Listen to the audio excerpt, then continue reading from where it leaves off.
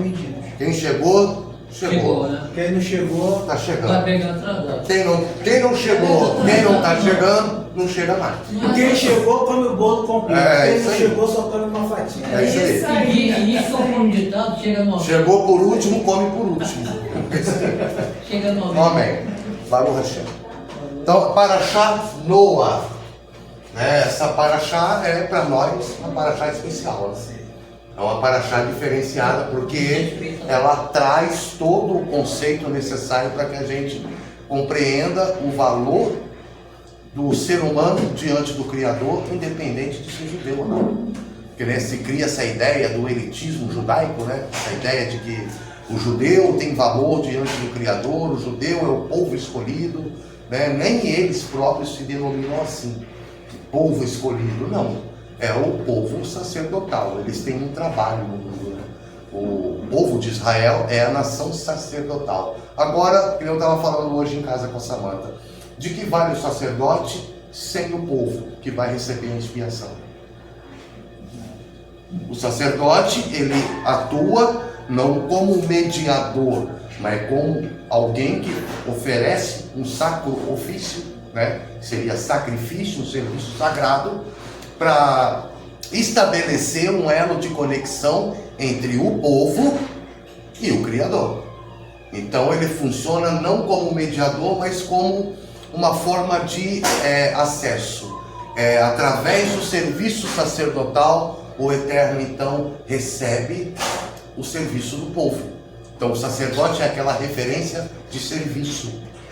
Então a nossa consciência sacerdotal, que é o nosso Ruach, o espírito, ele é essa nossa inclinação de sempre fazer algo em direção ao Criador. Tudo aquilo que nós fazemos ao Criador é ditado pelo nível de consciência chamado Ruach, que é o segundo nível da alma. Só que o Ruach, ele precisa fazer o seu serviço para expiar os pecados de Nefesh.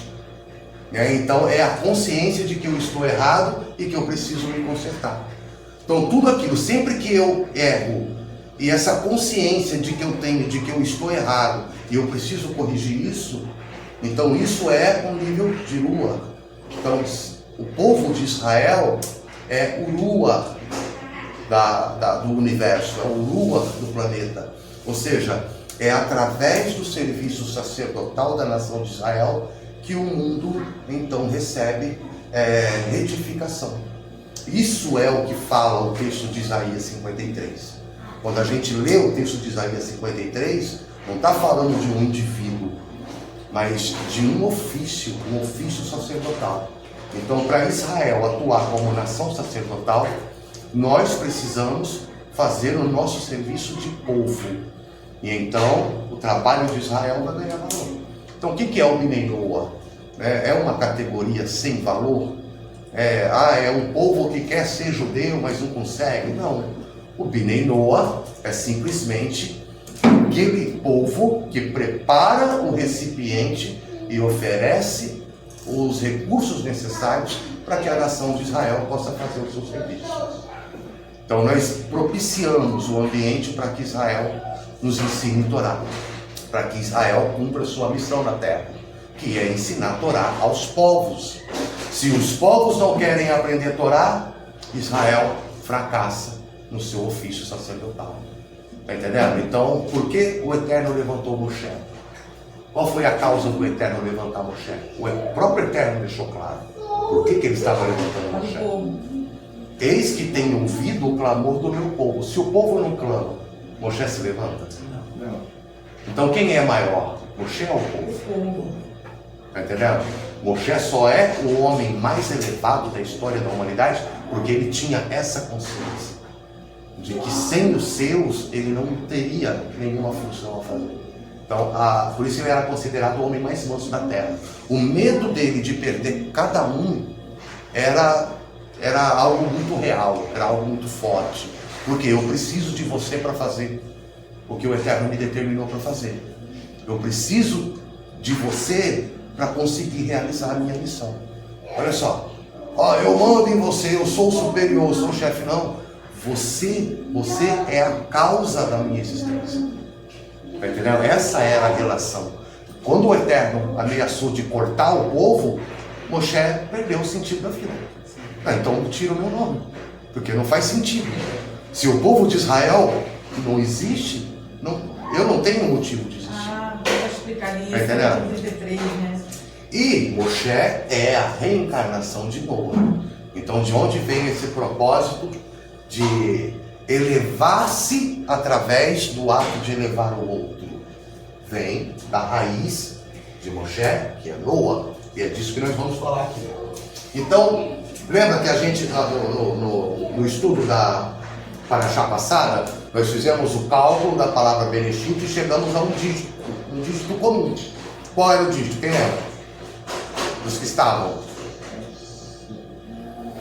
Dígito 4. Não é isso? Foi 4. Por quê? Porque dentro da palavra Bereshit está o relato dos 4 mundos. No processo de descida da luz até a sua realização final. Este é o princípio. Foi nessa situação do interior da mente, da intenção, do planejamento e da ação. São esses 4 elementos que resultaram no que a gente entende como criação. Então vamos fazer hoje a gematria da palavra Noah. Então Noah, nós temos aqui o Num. Qual é o valor numérico de Num? 50. E nós temos o Het. Qual o valor numérico do Het? 5. Não. 7. Desculpa, Não. 8, perdão. 8. 8. 51. O Rei é 5. O Rei, aqui ó. Com isso aqui, eu tenho o Rei. Certo? Que é 5, é o Rei. Ele fechado, ele é o Rei. Rei. É que você estava na frente e não deu para ouvir. Então aqui ó, 58. 5 mais 8? 13. 13. Então quando nós falamos de 13, nós falamos do quê? Quando se refere, depois do povo de Israel estar formado, nós nos referimos à presença do Eterno e o povo de Israel. Não é isso? É o número da Shekhinah, né? Que é a emanação da presença divina sobre a unidade do povo. Porque se o povo não estiver unido, não há presença divina. Então quando o povo se une, ganha esse acréscimo que é a Shekhinah com eles. Agora, antes da Shekhinah, como que o 13 se manifesta? Então vamos olhar para a história de Noa. O que acontece a partir de Noa? O recomeço de um ciclo. Por quê? Um mês ele tem 12 meses. Um ano ele tem 12 meses. O ano é um ciclo completo, correto? Não que a humanidade de Adão até Noa durou um ano. Mas assim, quando se encerra um ciclo, se inicia outro. Então, Noa é o quê? Recomeço. Aqui falamos de recomeço. A palavra Noa, ela significa descanso, mas não é descanso no mesmo entendimento de Shabbat, por exemplo. O Shabbat, a palavra Shabbat significa descanso, não é isso?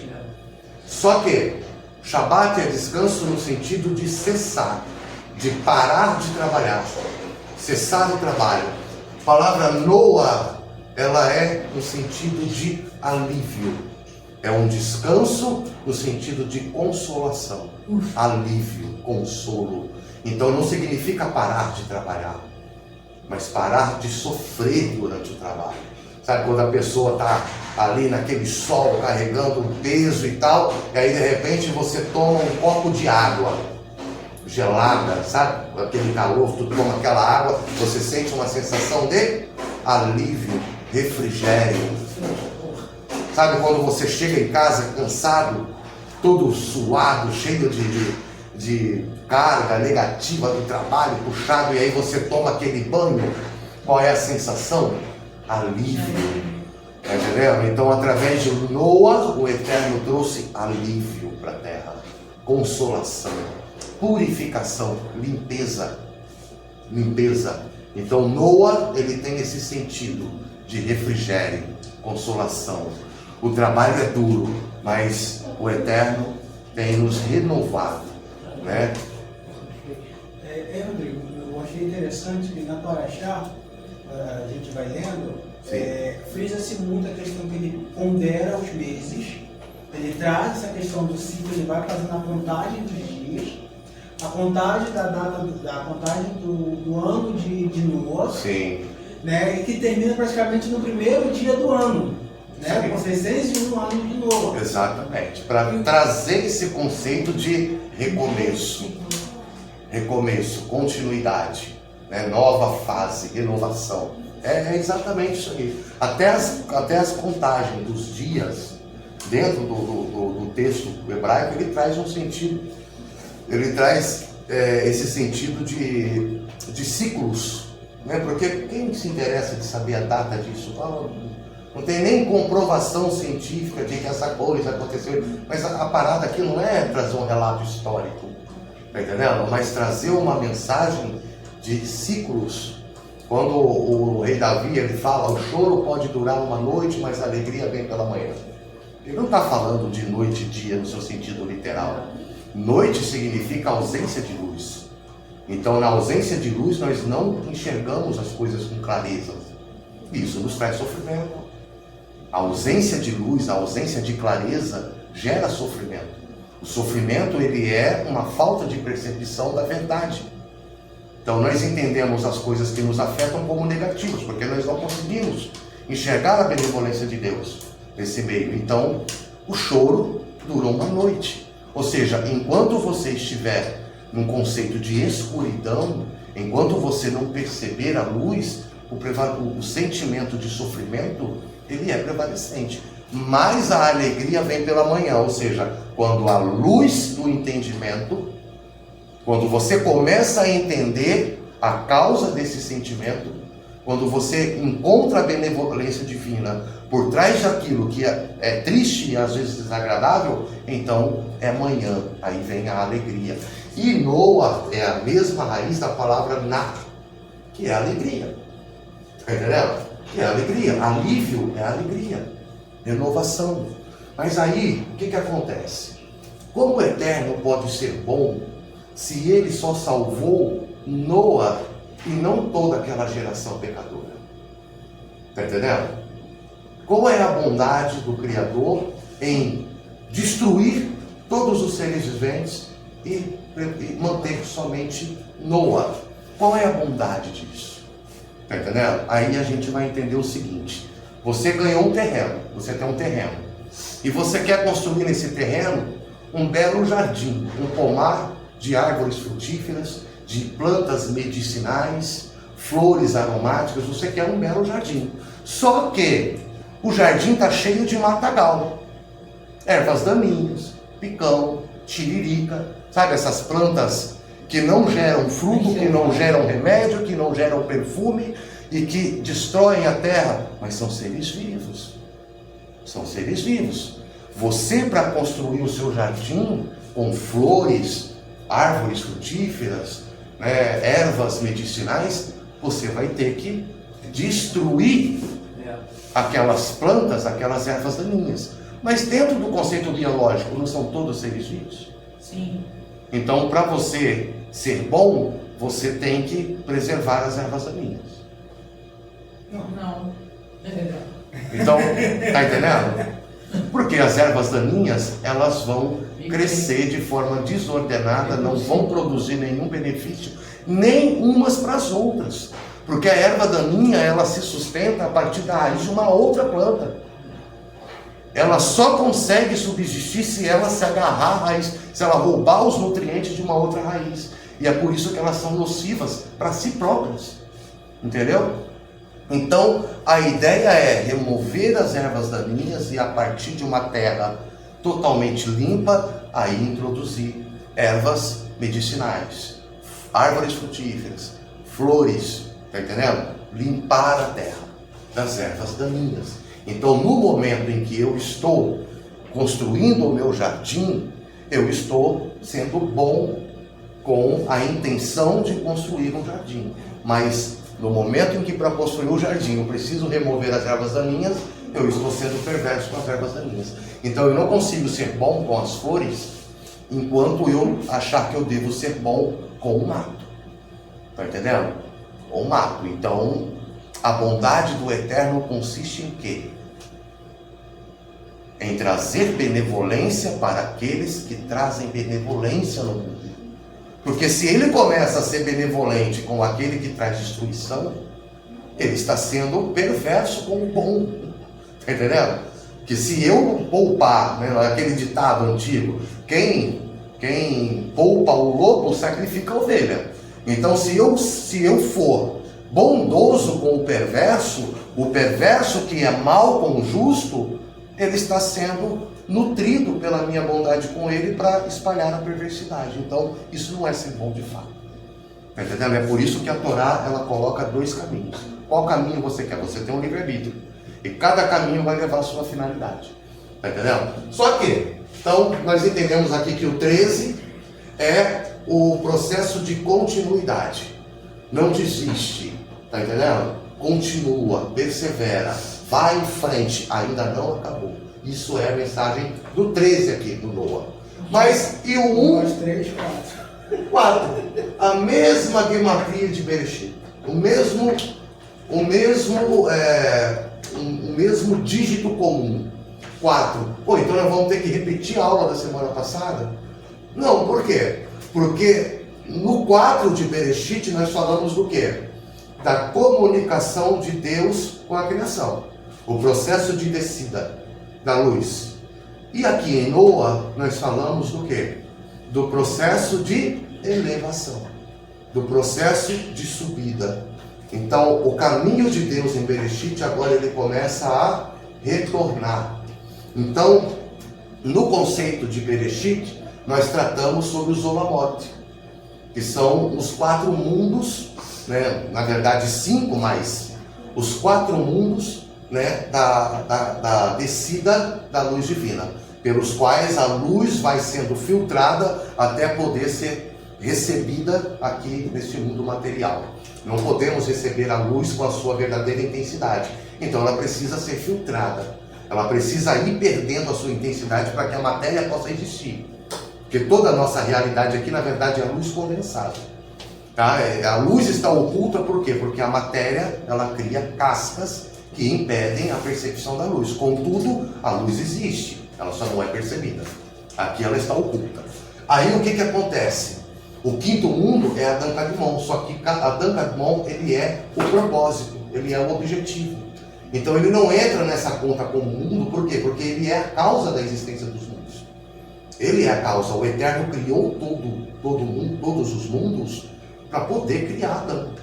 Adão é a ideia, Adão Kadmon é a ideia, Adão Harishon é a realização. Então a gente vem para esse conceito de Noah. O homem, ele foi criado em Bereshit e de repente a terra se encheu de violência. Porque não havia um código moral, não havia uma estrutura que pudesse levar o homem a seguir, né, aquilo que é considerado bom. O homem estava entregue à sua própria descoberta, como uma criança. Você quer ensinar que uma criança que o dedo na tomada leva choque? A choque? Deixa ela tomar. Porque enquanto você estiver falando, isso não é experiência para ela. Isso é informação. Nós aprendemos muito mais com as nossas experiências do que com os ensinamentos. Então nós somos alertados, somos orientados a não fazer o que é errado. Mas a gente só vai aprender realmente aquilo que é errado quando a gente vai lá e paga para ver. Tá entendendo? E a humanidade se encheu de violência, e aí o texto de Noah, ele começa dizendo o seguinte: estas são as gerações de Noah. Noah era um homem justo em suas gerações. Então qual é a geração de Noah? Você sempre que a Torá ela diz, estas são as gerações de fulano, aí ele vai dizer quem são os filhos do fulano. Né? E essas são as gerações de Beltrano, aí ele vai dizer quem são os filhos do Beltrano. Mas quando ele chega na parte de Noah e diz, essas são as gerações de Noah, ela não continua falando dos filhos de Noah. Ela vai falar dos atos de Noah. Porque o verdadeiro legado do homem não são literalmente os seus filhos, são as suas ações. Então, quando o texto fala, né, eletoledote, Noa, ele está dizendo, essas são as gerações de Noa, as suas boas ações. Este é o legado de Noa, as suas boas ações. Por que a humanidade não foi destruída? Porque Noa existia dentro daquela geração. Então, por causa de um justo, toda a humanidade recebeu a sua expiação. Ou seja, aquela humanidade pecaminosa, ela precisa ser varrida. Mas a partir de Noa, então, um novo recomeço. Está entendendo? E aí Noa, ele constrói a arca no decorrer de 120 anos, que é o prazo máximo determinado para a vida do homem, pela vida de um homem. Então, vamos entender aqui aonde está o quarto. Ô, Rodrigo, a gente já teve aquela história que Moisés, referente questionando ao Criador, referente a Sodoma e Gomorra. Se tivesse 10 justos, 50 justos, ele não destruiria. Por que não aconteceu esse mesmo processo com Noa, questionando Deus Foi Abraão que questionou, não foi não? Foi Abraão. Foi Abraão que questionou. Então, aí os sábios eles dizem o seguinte: Noa, ele foi um homem justo em suas gerações, mas ele não seria um justo na geração de Abraão. Está entendendo? Por quê? Porque Noa, ele obteve o seu mérito de praticar a justiça diante do Criador, mas ele não conseguiu influenciar a sua geração a ser como ele, porque a terra se encheu de violência. Ele não conseguiu desenvolver o mérito de influenciar a geração. Então, para que o Eterno poupasse Noa, ele teve que destruir toda aquela geração, porque Noa não conseguiu, mas ele foi um justo. Em comparação, àquela geração que estava dominada pela violência e pelo pecado, ele foi um justo, porque ele se manteve íntegro, ele se manteve puro diante daquela geração, mas ele não influenciou ninguém. Abraão, ele foi além de se manter íntegro, se manter puro, ele conseguiu influenciar as outras pessoas, ele conseguiu influenciar toda a sua geração. Está entendendo? Mas aquela geração de Noa não foi influenciada. Então não é porque Noa não tinha interesse de que todos se salvassem, né? A tradição diz que ele alertava sobre o dilúvio, ele falava para as pessoas, só que as pessoas escarneciam dele, porque não chovia com tanta constância e eles estavam em um local árido. Aí de repente as pessoas vêem Noa construindo um barco. E aí perguntam: o que você está construindo esse barco aí? Porque o Eterno vai mandar um dilúvio sobre a terra. Está entendendo? E não era da intenção do Eterno salvar aquela geração. Oh, como assim? Não era. Não era, porque senão não haveria um renovo. E qual que é a consequência do pecado? Qual que é a consequência de um mundo que se encheu de violência? A intenção ali é transmitir um ensinamento de que o pecado tem consequências. E a justiça tem recompensa. Então, ainda que você seja o único justo na sua família, ou na sua região, ou na sua cidade, ou no mundo, o Eterno vai recompensar você. O Eterno vai te trazer a recompensa. E ele não pode simplesmente ser leniente em relação à perversidade. Tem que ter uma recompensa. Então, o povo não se arrependeu. Por que o povo não se arrependeu? Para que hoje nós possamos entender que sem arrependimento a sociedade é destruída. Então, se hoje nós temos essa compreensão, é porque aquela geração foi destruída. Então, quando você vê que quando a terra se enche de pecado e não se volta ao Eterno, não se converte, não se arrepende, qual é a finalidade dessa sociedade? Mas porque a geração de Noa nos ensina isso. Está entendendo? Então, você vê que até nesse ato de ser destruído, eles acabam trazendo ensinamentos para nós. Então, a geração de Noa não se arrependeu, foi destruída. A geração de Abraão se arrependeu e foi salva. Olha só, a geração de Abraão, todos aqueles que tiveram contato com Abraão, ajudaram a difundir o conceito de monoteísmo no mundo todo.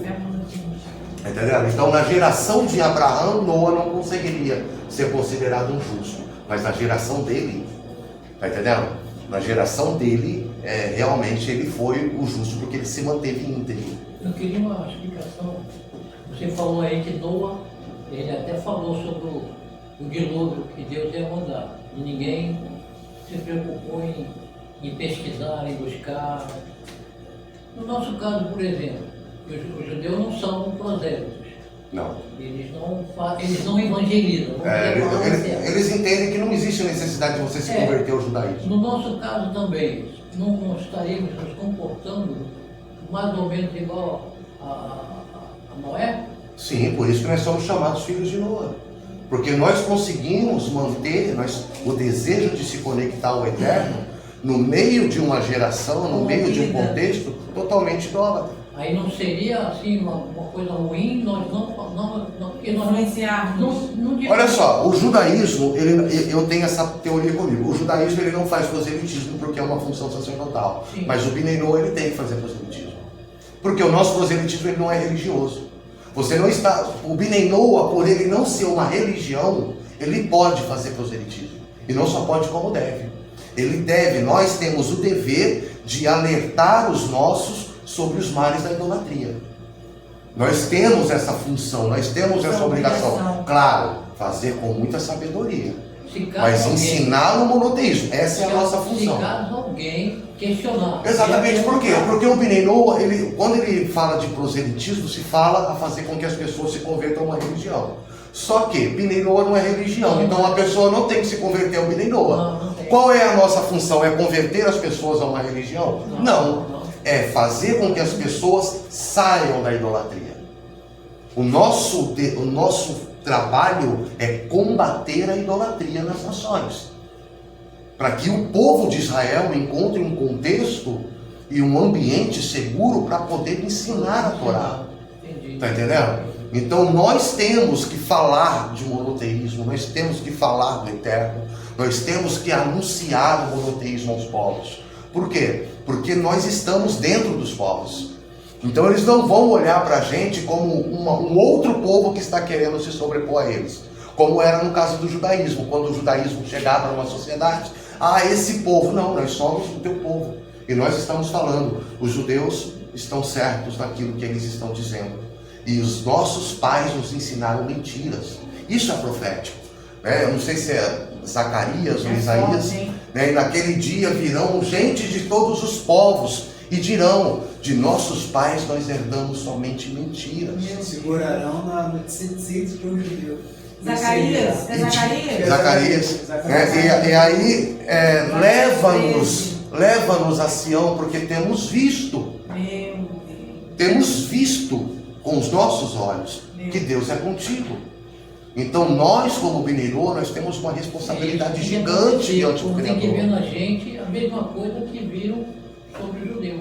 Por isso que o Bnei Noah, exatamente, mas o Bnei Noah, o Ben Noah, correto, que cumpre corretamente as leis de Noah, ele alcança o nível de sumo sacerdote, que é um justo entre os povos. Tá entendendo? Nenhum judeu natural ele consegue alcançar o nível de... Por quê? Para o judeu natural é fácil, porque ele nasce naquele contexto. Ele nasce, ele aprende Torá desde criança. Desde bebê. Ele já nasce fazendo as rezas, ele cresce naquele contexto, ele conhece todos os detalhes alaicos, ele serve ao Eterno, serve com alegria, ok. Mas para ele aquilo é muito acessível e natural. Nós não. Nós nadamos contra a corrente. Muitas vezes a gente causa desconforto entre os nossos amigos, familiares, pessoas do nosso convívio. Quantas vezes a gente já se sentiu isolado, rejeitado por pessoas que a gente ama. Verdade. Mas por amor ao Eterno a gente se mantém fiel ao Eterno. E ainda sabendo que aquelas pessoas que eu amo estão me odiando. Só porque eu estou negando os conceitos de idolatria. Então eu abro mão de tudo. Como é que o Eterno vai olhar para mim e vai falar, essa pessoa não me ama de verdade? Nosso Rav Moshe tem uma sabedoria assim muito grande. Ele conta uma história, uma parábola, uma alegoria. Mas você imagine, Flávio. Igual aquele rapaz que eu te contei, ele perguntou se, durante a nossa viagem, ele perguntou se eu tinha algum sentimento por JC. Eu falei, nenhum. Não tenho sentimento nenhum por essa pessoa. Também que perguntou para o senhor, que se pergunta para mim, eu tenho sim. Eu tenho um, mas não é agradável. Aí ele não ia gostar de ouvir qual é o sentimento que eu tenho. Mas o Rav Moshe conta essa história, Imagine um pai que tem 2 filhos, o mais velho e o caçulinha, mais novo. O mais velho é o povo judeu. O caçulinha, né, somos nós.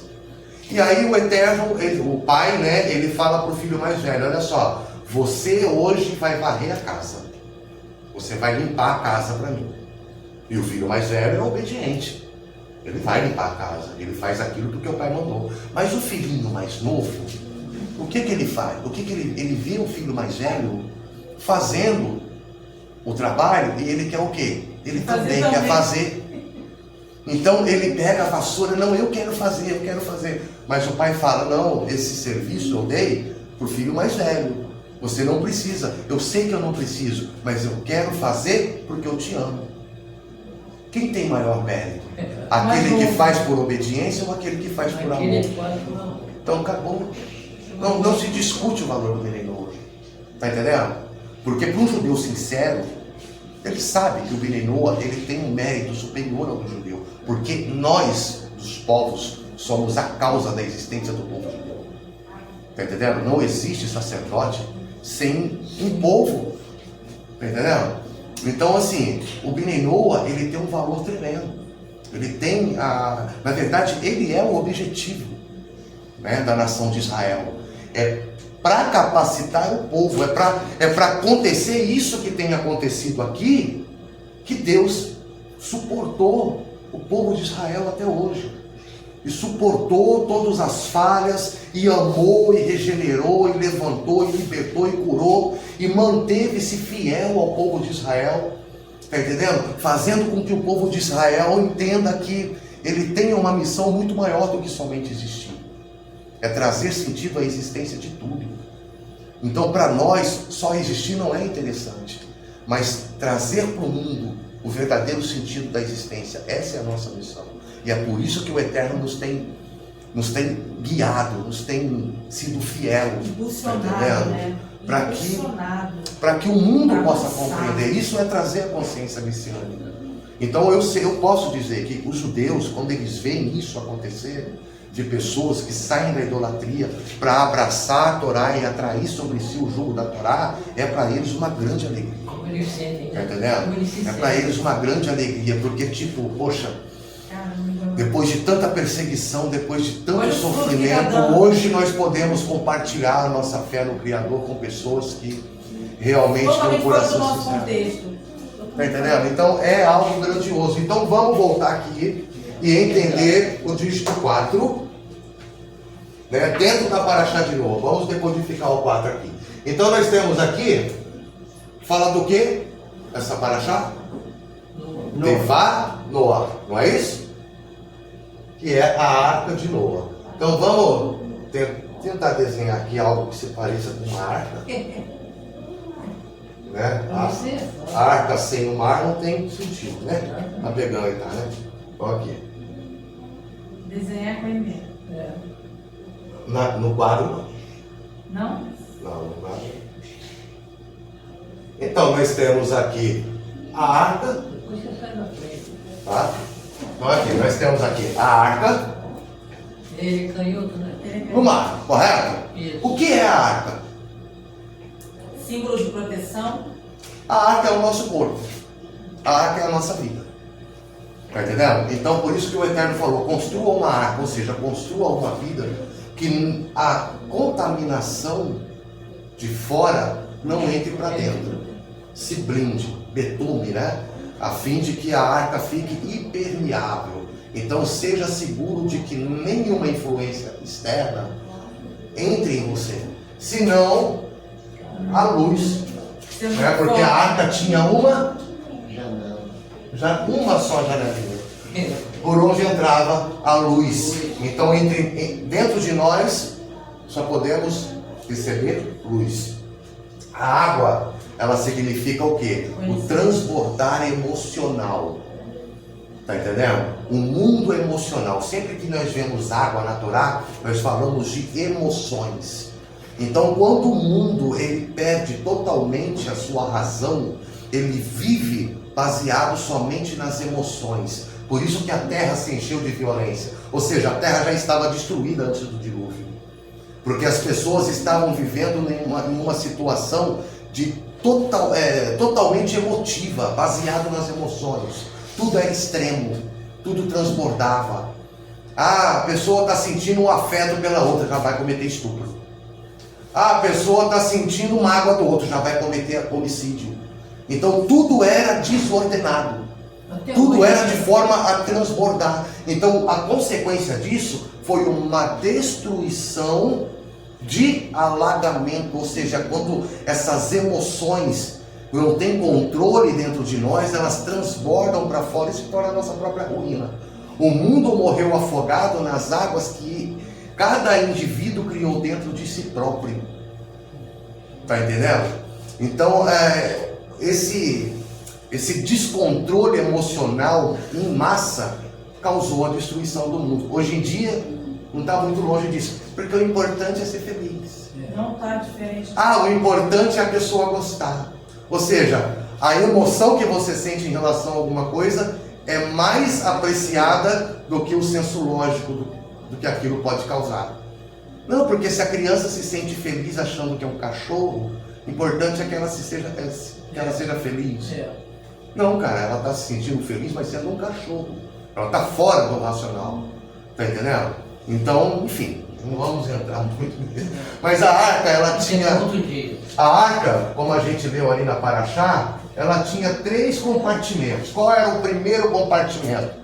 Era o fundo, correto? Era dos Sai da frente, animais. Oi? Acho que era aplicado. O primeiro compartimento se chamava Tartit. Tartit significa fundo, parte inferior, parte mais baixa, onde ficavam aqui os animais impuros.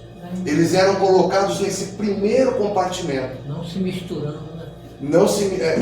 Esse primeiro compartimento ele era a parte mais baixa da arca, onde os animais impuros e toda, enfim, carga, toda comida, carga ficava tudo guardado ali nesse compartimento mais baixo.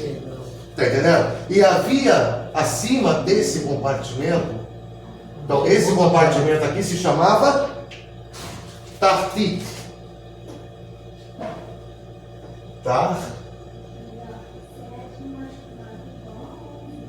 Tartit, fundo, inferior, enfim, local onde ficavam as impurezas. É o esgoto, né? Não chega a ser um esgoto porque, né, ia para o fundo do rio, né, mas é onde ficavam ali. Exatamente, é o local dos animais impuros, daqueles que não são próprios para consumo, então eles ficavam, né, aqui, tipo assim, os animais que não são aceitos para o ofício sagrado, que não são aceitos como sacrifício. Né? Então, por que não é aceito como sacrifício? Porque é impuro, é totalmente materialista. Então, é essa parte mais material, mais materialista do negócio. Porque ele corresponde ao quê? Ao nível de alma chamado Nefesh.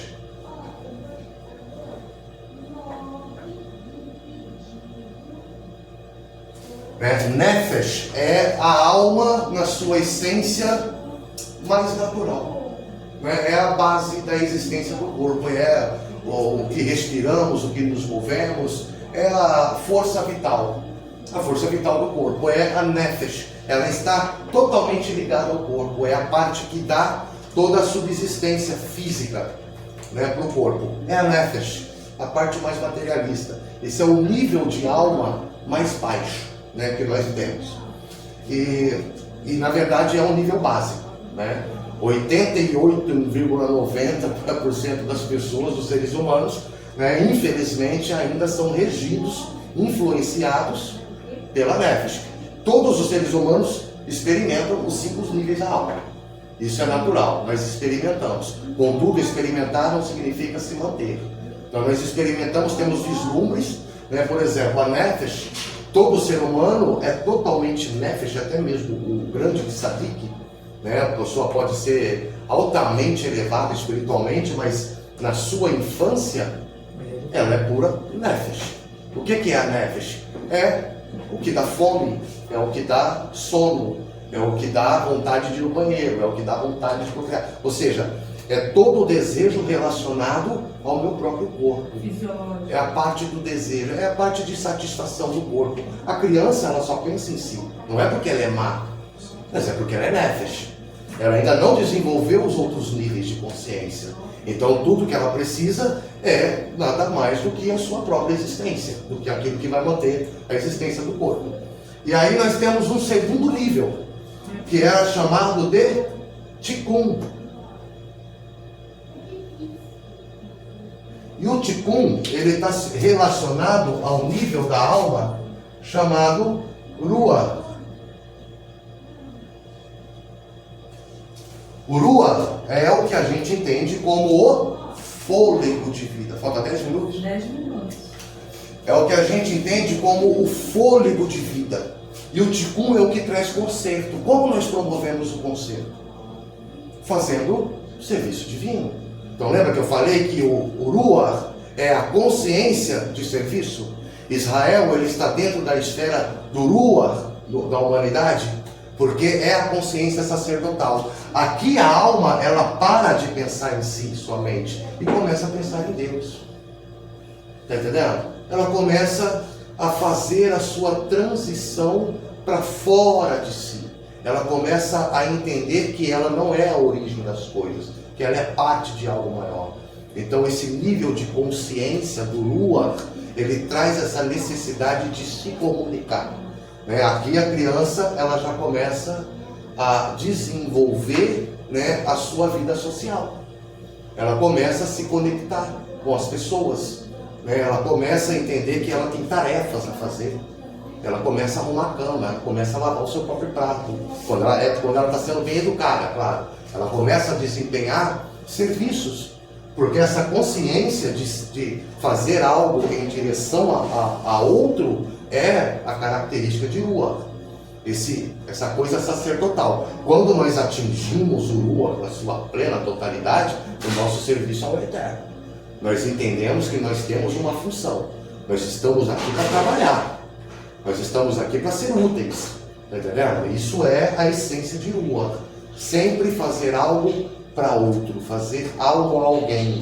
Está entendendo? Encontrar-se no outro e não somente em si. Então, isso é Tikkun, é trazer conserto.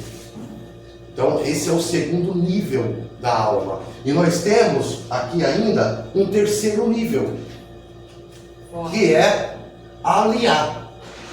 Aliar significa o quê? Ah, tá. E nesse nível Tikkun ficavam os animais puros.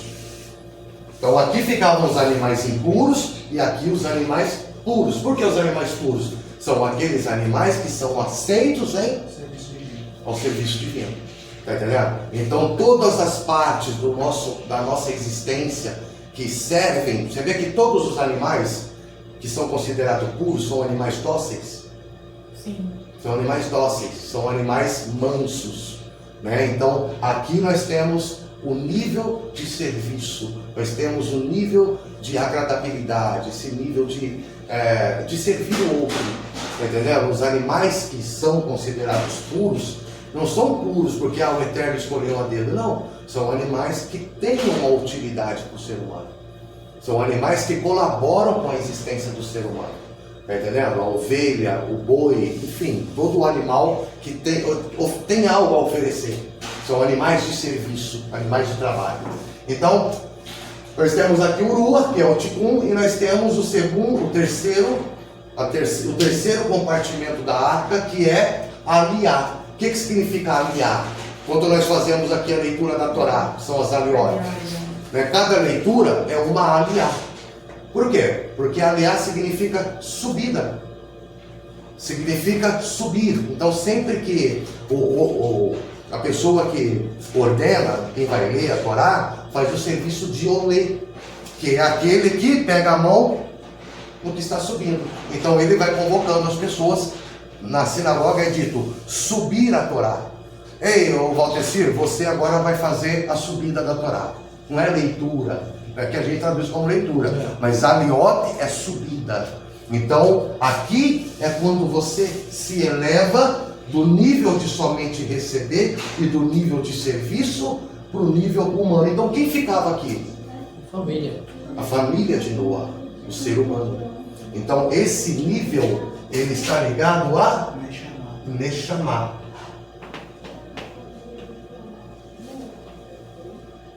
Posso me ausentar um pouquinho para tomar Pode, pode. Dá licença aí, gente.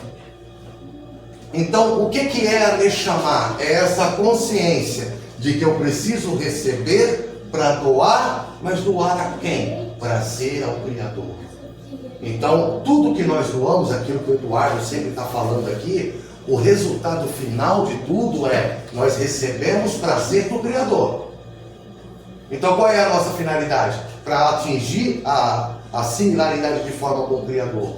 Doar ao Criador o mesmo que Ele nos doa, prazer. O Criador tem o seu meio de doar e nós temos o nosso meio de devolver.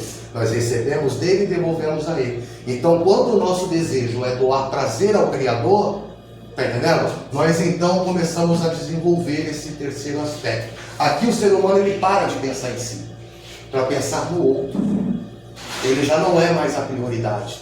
Aqui ele é totalmente a prioridade. Aqui ele é prioridade dele próprio em relação ao outro. Ele começa a perceber a importância do outro. Aqui ele já não dá mais importância para si, porque ele só se enxerga como um canal de servir ao outro. Tudo para ele está relacionado a servir ao Criador. Aqui ele serve a si próprio, aqui ele serve ao outro, aqui ele serve a Deus. E quando toda alma chega neste nível, aqui ele supera a necessidade da morte. Ele não reencarna mais. Então quando a alma ela chega no nível de Neshama, ela então quebra o ciclo das reencarnações. E ela então já está conectada com o infinito. E aí existem 2 níveis acima, mas o dígito é 4. Então nós só falamos de 3 aqui. E a arca só tem 3 compartimentos. Então qual é o 4º nível da alma? Alguém sabe dizer? O nome do 4º nível da alma, aqui nós temos Nefesh, o Eduardo Vale. Nefesh, Lua e Neshama. Yeridá. Não, Yeridá é o último, é o 5º. O último? É. Nefesh, Lua. Yeridá não entra nessa conta e depois eu vou falar por quê. É o Hayá. Hayá é a vida. Hayá é o ser vivente. Hayá é o que vive, vivente. A palavra Hayá é vivente. Tá? É aquele que traz em si a vida. Então, se o dígito é 4 e a arca só tem 3 compartimentos, eu preciso encaixar o 4º elemento aqui. Porque aqui estão os animais impuros, aqui estão os animais puros, aqui está o ser humano. E cadê o 4º elemento? Aonde? Aonde fica a janela? Ah, mas o que é a janela? Era um compartimentozinho maiorzinho da Olha. arca. Era a arca assim. Mas a janela não é um ser vivo. Ela é parte ainda da estrutura da arca. Existem 3 compartimentos aqui. A janela é por onde se recebe a luz.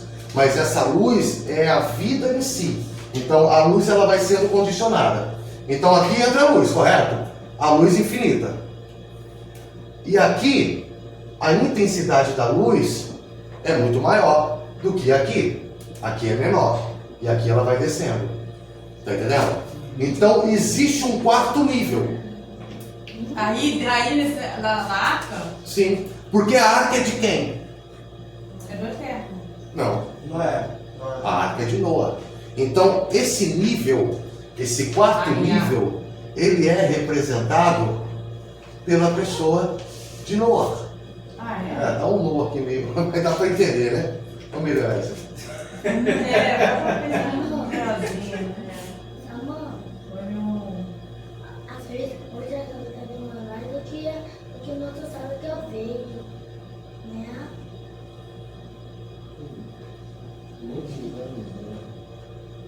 Pronto. Tá igual o Noa, né? Beleza. Então, o 4º elemento dessa conta é Noa, porque Noa ele entra como a personificação de Hayá, porque foi por meio de todo o serviço de Noa, da justiça realizada por Noa, que o Eterno então resolveu continuar dando vida ao ser humano. Então ele vem como depositário do propósito do Eterno, que é raiar. Ele ainda não é o nível raiar em si, porque ele precisou reencarnar de novo em Moshe. Mas ele aqui traz o sentido, ele traz essa força, dessa compreensão de que esses níveis da alma precisam ser construídos por um nível maior. Está entendendo? Mas e aí? São 5 níveis de alma. Ele está falando que Noah reencarnou em Moshe. Sim. E será que Moshe cumpriu e não participou mais da roda da reencarnação? Você tem alguma dúvida disso? Não tenho, não. Ele veio corrigir. Tipo assim, Noé, Moshe é a encarnação de Noah, correto? Sim. Mas quem é a encarnação de Moshe? Então, esse 4º nível, ele só vai ser revelado, esse 5º nível, Moshe, ele vem nesse nível que Noah entrou. Noah entrou nesse nível, mas ele ainda precisava completar o outro nível. Então, aqui não temos o conceito ainda de Yeridá, porque a percepção não é que Yeridá ele só passa a existir depois, mas a percepção da humanidade para este 5º nível ainda não estava pronta. Isso só vai ser construído em Moshe.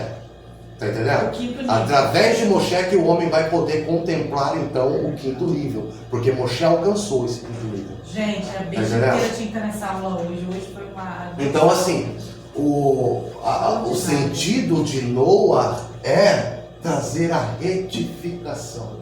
Noah representa essa consciência que traz a vida, porque por meio dele a vida continuou. Mas que vida continuou? Para eu chegar até a minha percepção do que é Noah, eu preciso sair do fundo, eu preciso me desconectar desse Tartite que é o fundo, me livrando das impurezas e oferecendo um serviço divino, para então parar de pensar em mim e pensar somente no Criador.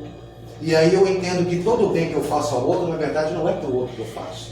Se a gente for a ideia de amar a Deus sobre todas as coisas e amar ao próximo como a ti mesmo, se eu for pegar uma tradução mais assertiva desse texto, é amar a Deus sobre todas as coisas, amando ao próximo como a si mesmo. Porque todo serviço que eu faço ao outro é um serviço ao Eterno. Porque o Eterno só existem dois. Só existem 2 elementos na existência: eu e o Criador. Nada mais existe. Só existe eu e ele. Oh, mas como assim? Eu estou aqui. É porque eu sou você. Quando eu falo de eu falo eu na condição humana. Eu como ser humano, que sou apenas uma centelha de uma alma muito maior. Então o relacionamento, todo o universo, ele gira em torno do relacionamento do Eterno com a alma. A alma veio do Eterno, veio para esse mundo, se quebrou, se fragmentou e agora está se reajuntando para elevar o mundo ao Eterno. Então ela precisou ter contato com as impurezas da ocultação divina para poder trazer a presença divina para esse mundo de ocultação. Então tudo que existe, vamos supor, é Shabat, né? Eu saio de casa do meu trabalho, eu vou para minha casa. A minha mulher, ela vai fazer o que durante o Shabat? Durante a sexta-feira, ela passa fazendo o quê?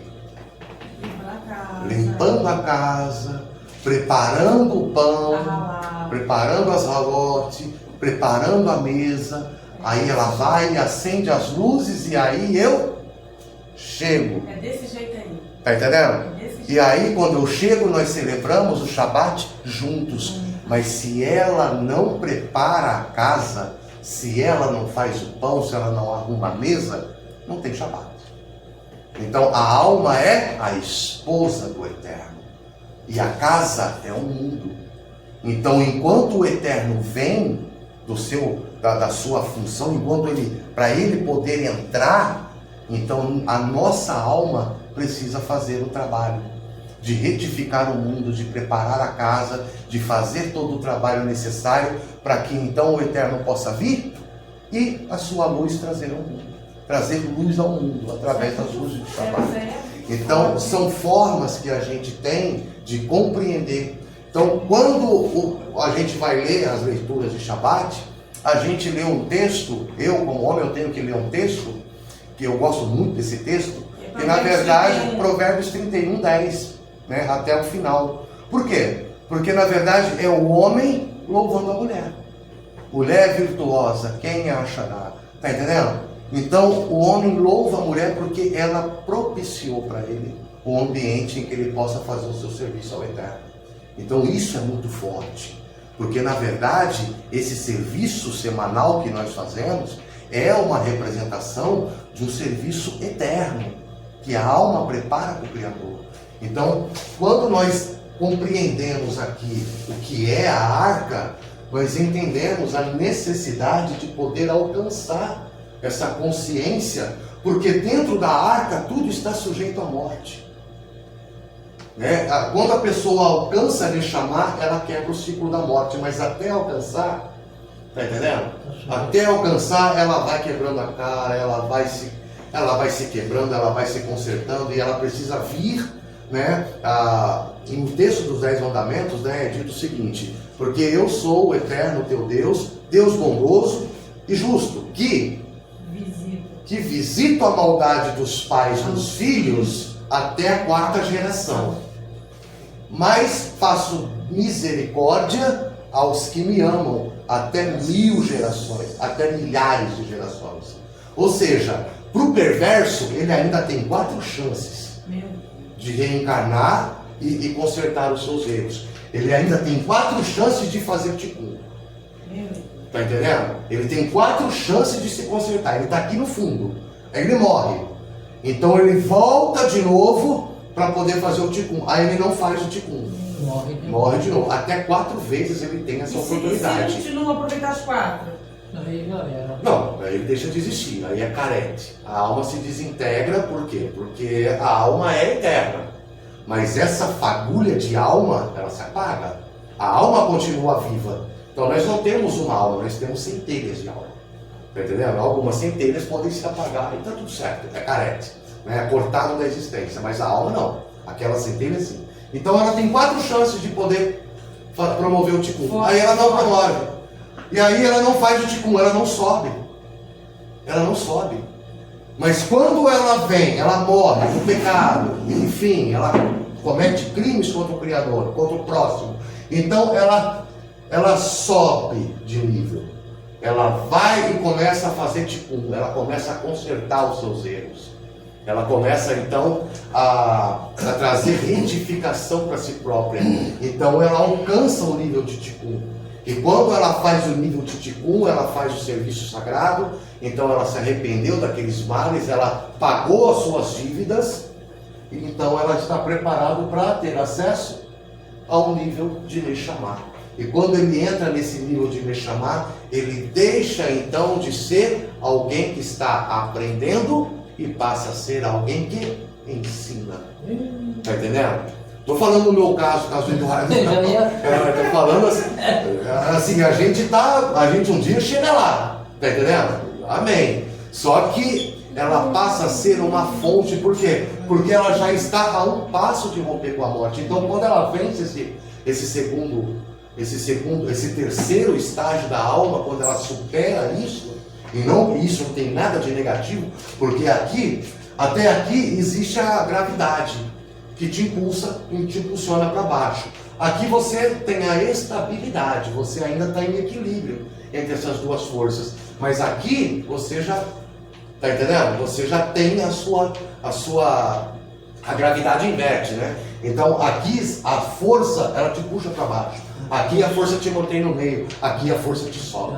Então, quando estamos nesse nível de alma, né, tudo coopera para que nós continuemos a nos elevar. E quando eu chego nesse nível de consciência, a minha alma já não tem mais a necessidade de um corpo para poder se manifestar. Tá entendendo? Alguém já ouviu falar no Ibu? O que é um Ibu? É uma alma que já superou esses 3 níveis e ela pode enviar uma porção de alma para ajudar a pessoa que está nesse nível. Então a pessoa que está em Lua, ela consegue receber um Ibu, que é a porção da alma de um tzadik, né? Eu posso pegar um pedacinho aqui da minha alma que foi crescendo, né? E chegou num tamanho em que eu posso pegar um pedacinho dela e trazer luz para aqueles que estão aqui nesse conceito de Bu, para que ele consiga também se elevar. Então eu consigo continuar ajudando as pessoas sem a necessidade de estar aqui para isso. Mas até então, dentro desse nível, eu preciso da arca.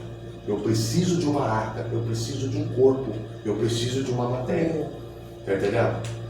No caso de Elias, Elias cumpriu então todos esses Sim, com níveis, certeza. porque ele foi, segundo a Torá, ele foi elevado. Exatamente. Ele não precisa mais de um corpo físico para ajudar. Já a Moisés, ele morreu. E aí? Moisés morreu?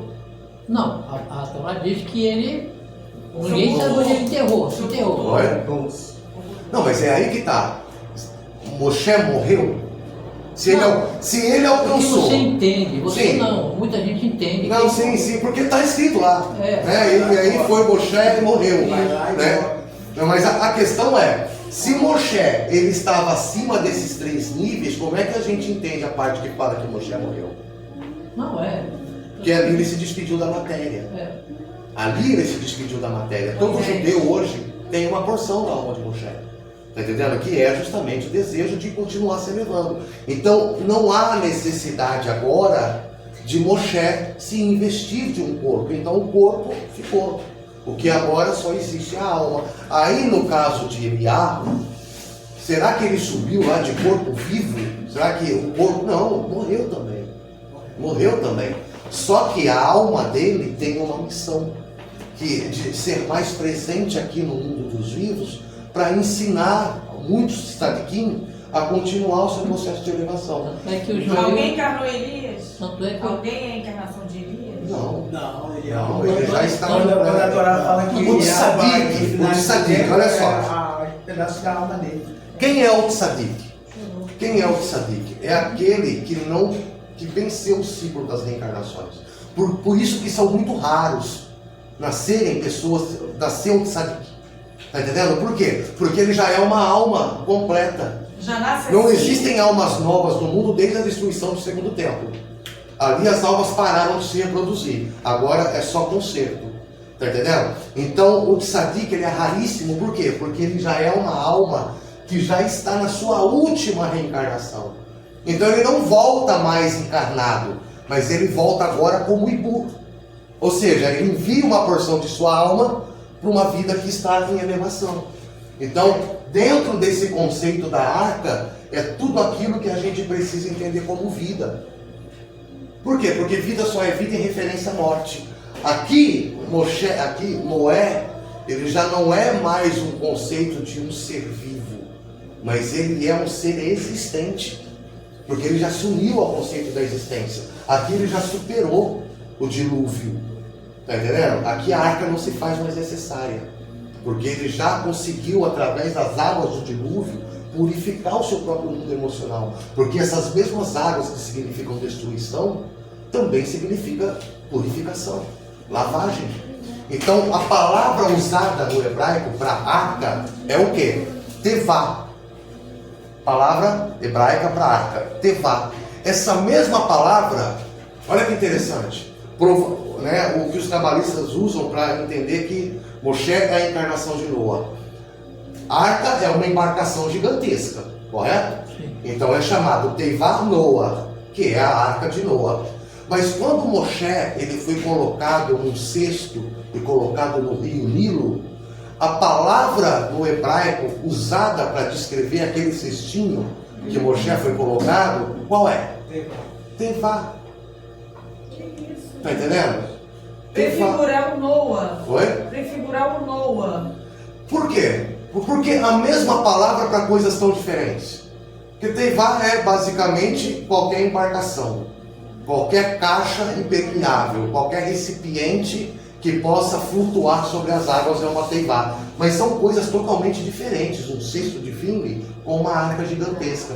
Mas por que Noa ele precisou ser colocado Moisés. numa arca e Moshe ser colocado numa cesta de vinho, porque ambas as histórias têm o mesmo sentido, que é a salvação através das águas. Tanto que a palavra Moshe significa tirado das águas. Está entendendo? Então, Noa e Moshe, eles têm um propósito em comum, de trazer renovação para o mundo, né? Porque Noa, ele salvou toda a humanidade, que estava em si próprio. E Moshe salvou todo o povo de Israel. Então é um contexto menor, porque, né? Mas a missão, a função é similar. Então, através das águas, das emoções, eu preciso superar, adquirir o equilíbrio emocional para poder me sobressair a isso e então encontrar salvação. A salvação, a emoção, ela pode ser algo muito bom, ao mesmo tempo ela pode ser algo muito destrutiva, se ela não tiver equilíbrio. Então, as mesmas águas que lavam são as mesmas águas que afogam. Tá entendendo? Então, eu preciso me sobressair ao mundo emocional para poder então trazer uma novidade de vida para mim próprio. Então, vencendo a arca, eu encontro Hayá, eu encontro a vida. Então, enquanto nós estivermos dentro da arca, enquanto as emoções ditarem a nossa vida, nós estamos sujeitos à morte. Amém? Amém. Então, deu para falar um pouquinho? Deu para entender? Alguma dúvida, alguma questão? Tudo certo? Amém. A dúvida foi tirada durante o... Baruch Hashem. Ainda bem que eu não posso tirar minhas próprias dúvidas.